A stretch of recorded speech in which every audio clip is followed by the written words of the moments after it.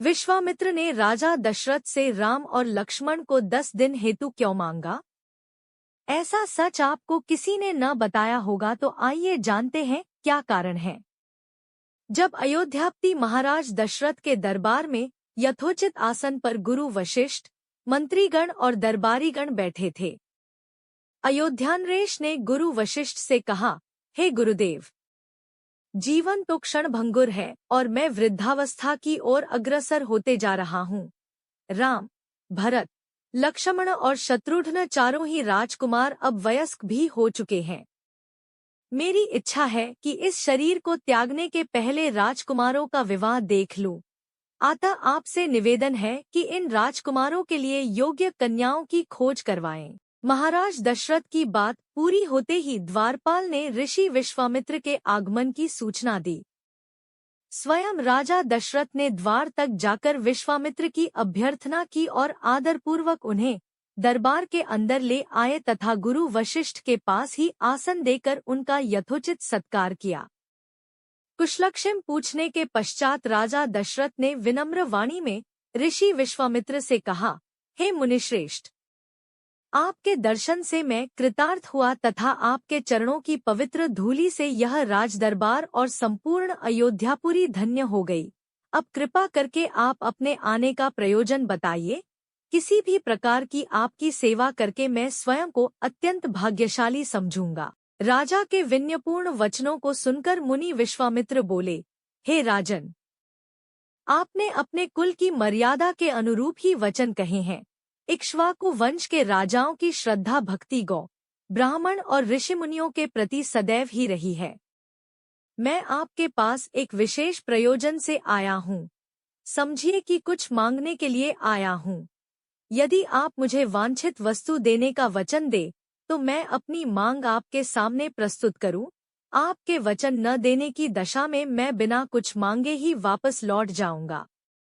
महाराज दशरथ ने कहा, हे ब्रह्मर्षि, आप निःसंकोच अपनी मांग रखें। संपूर्ण विश्व जानता है कि रघुकुल के राजाओं का वचन ही उनकी प्रतिज्ञा होती है। आप मांग तो मैं अपना शीश काट कर भी आपके चरणों में रख सकता हूँ। उनके इन वचनों से आश्वस्त ऋषि विश्वामित्र बोले, राजन, मैं अपने आश्रम में एक यज्ञ कर रहा हूँ।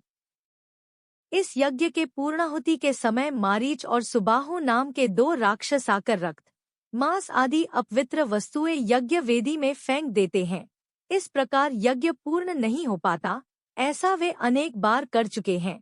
मैं उन्हें अपने तेज से श्राप देकर नष्ट भी नहीं कर सकता, क्योंकि यज्ञ करते समय क्रोध करना वर्जित है।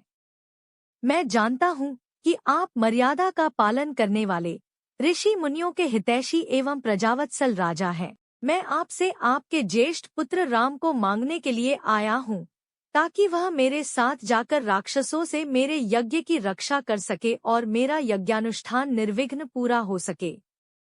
मुझे पता है कि राम आसानी के साथ उन दोनों का संहार कर सकते हैं। अतः केवल 10 दिनों के लिए राम को मुझे दे दीजिए। कार्य पूर्ण होते ही मैं उन्हें सकुशल आपके पास वापस पहुंचा दूंगा। विश्वामित्र की बात सुनकर राजा दशरथ को अत्यंत विषाद हुआ। ऐसा लगने लगा कि अभी वे मूर्छित हो जाएंगे। फिर स्वयं को संभालकर उन्होंने कहा, मुनिवर, राम अभी बालक है। राक्षसों का सामना करना उसके लिए संभव नहीं होगा। आपके यज्ञ की रक्षा करने के लिए मैं स्वयं ही जाने को तैयार हूँ। विश्वामित्र बोले, राजन, आप तनिक भी संदेह न करें कि राम उनका सामना नहीं कर सकते। मैंने अपने योगबल से उनकी शक्तियों का अनुमान लगा लिया है। आप निःशंक होकर राम को मेरे साथ भेज दीजिए। इस पर राजा दशरथ ने उत्तर दिया, हे मुनिश्रेष्ठ, राम ने अभी तक किसी राक्षस के माया प्रपंचों को नहीं देखा है और उसे इस प्रकार के युद्ध का अनुभव भी नहीं है। जब से उसने जन्म लिया है, मैंने उसे अपनी आंखों के सामने से कभी ओझल भी होने नहीं दिया है। उसके वियोग से मेरे प्राण निकल जावेंगे। आपसे विनय है कि कृपा करके मुझे ससैन्य चलने की आज्ञा दें। पुत्रमोह से ग्रसित होकर राजा दशरथ को अपनी प्रतिज्ञा से विचलित होते देख ऋषि विश्वामित्र आवेश में आ गए। उन्होंने कहा, राजन, मैं नहीं जानता था कि रघुकुल में अब प्रतिज्ञा पालन करने की परंपरा समाप्त हो गई है। यदि जानता होता तो मैं कदापि नहीं आता। लो, मैं अब चला जाता हूँ। बात समाप्त होते होते उनका मुख क्रोध से लाल हो गया। विश्वामित्र को इस प्रकार क्रुद्ध होते देखकर दरबारी एवं मंत्रीगण भयभीत हो गए और किसी प्रकार के अनिष्ट की कल्पना से वे कांप उठे। गुरु वशिष्ठ ने राजा को समझाया, हे राजन, पुत्र के मोह में ग्रसित होकर रघुकुल की मर्यादा, प्रतिज्ञा पालन और सत्यनिष्ठा को कलंकित मत कीजिए। मैं आपको परामर्श देता हूँ कि आप राम के बालक होने की बात को भूलकर एवं निःशंक होकर राम को मुनिराज के साथ भेज दीजिए। महामुनि अत्यंत विद्वान, नीति निपुण और अस्त्र शस्त्र के ज्ञाता है। मुनिवर के साथ जाने से राम का किसी प्रकार से भी अहित नहीं हो सकता, उल्टे वे इनके साथ रहकर शस्त्र और शास्त्र विद्याओं में अत्यधिक निपुण हो जाएंगे तथा उनका कल्याण ही होगा। गुरु वशिष्ठ के वचनों से आश्वस्त होकर राजा दशरथ ने राम को बुला भेजा। राम के साथ साथ लक्ष्मण भी वहां चले आए।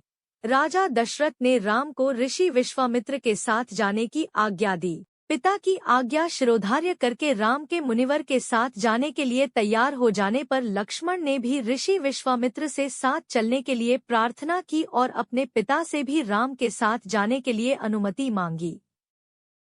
अनुमति मिल जाने पर राम और लक्ष्मण सभी गुरुजनों से आशीर्वाद लेकर ऋषि विश्वामित्र के साथ चल पड़े।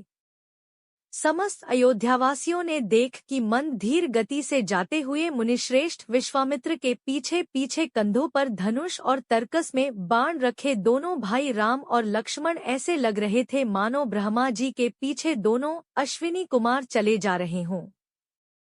अद्भुत कांति से युक्त दोनों भाई गोह की त्वचा से बने दस्ताने पहने हुए थे। हाथों में धनुष और कटी में तीक्ष्ण धार वाली कृपाणें शोभायमान हो रही थी।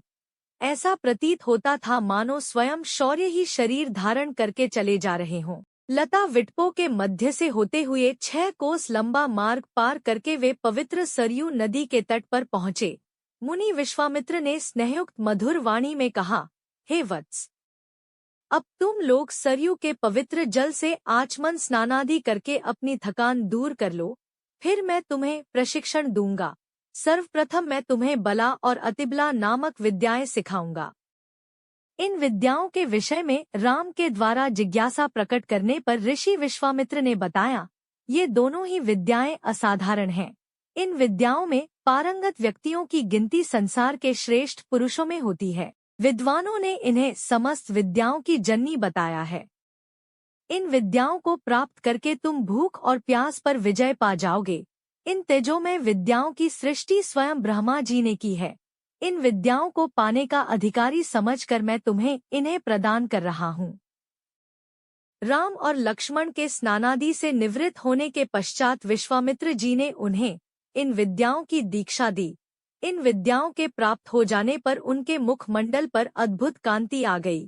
तीनों ने सरयू तट पर ही विश्राम किया। गुरु की सेवा करने के पश्चात दोनों भाई तृण शैयाओं पर सो गए। उम्मीद करते हैं आपको यह वीडियो अच्छी लगी होगी। धन्यवाद आपका। वीडियो पसंद आई हो तो लाइक और शेयर कर दीजिएगा।